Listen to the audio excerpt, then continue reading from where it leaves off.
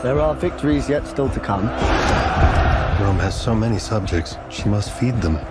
They can eat war. Fred, incredible job on this film, man. Look, Gladiator was the first DVD I ever owned, and I feel like this movie lives up to expectation. It has an A-list cast, but I feel like you and Joseph were the ones that stole the scene, every single scene for me. Now, growing up, watching Ridley Scott's film, how did it feel stepping into the universe he created for Gladiator II?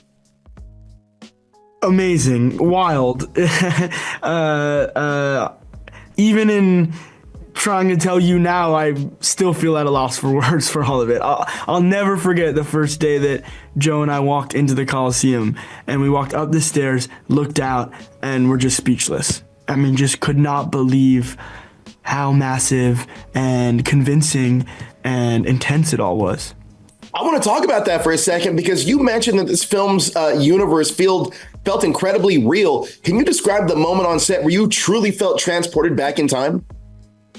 Yeah, it happened in different ways every day, but when you said that, it made me think of this memory, which is there's a scene where talking to Macronus, played by Denzel, and I kind of move out, say bye to him, step into this carriage, and horses start to go. I thought we were going to end the scene at the goodbye, but the carriage is moving.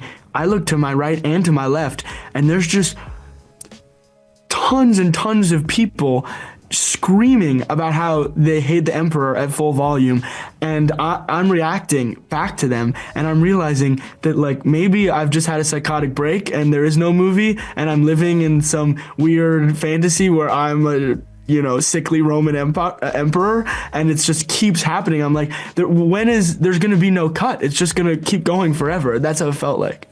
You just completely transported back in time and lost it. I love that. I love that. Now, how did the discussion about Beavis and Butthead and Johnny Rotten Sid Vicious influence your portrayal of the character?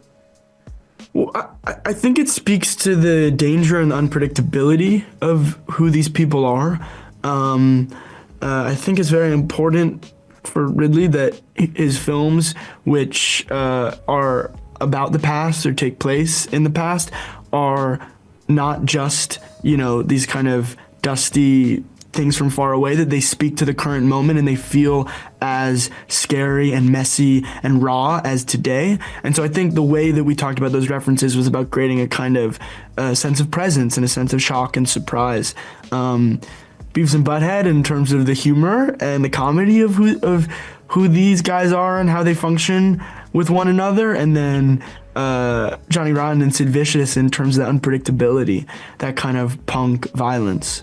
I love that. Now, last question I have for you is, this film demands to be seen in theaters. What do you want audiences to feel or experience while watching this on the big screen? I just want them to find the biggest screen possible with the loudest sound, with their tub of popcorn and all their friends, and I just want them to experience it full on. I think it's a transportive movie, and I think if you're near an IMAX theater, go see it that way, and wherever you can, just see it on as big a screen as possible. Fred, thank you so much for your time, man. Incredible job on this film. It gave me the vibes just like I got in the first one, which is hard to do because that first one's an instant classic, my friend. But you crushed it. Thanks, man. Thank you so much. Thanks for everything. Absolutely. Take care, Fred. Your Majesties. This is your Gladiator. It is.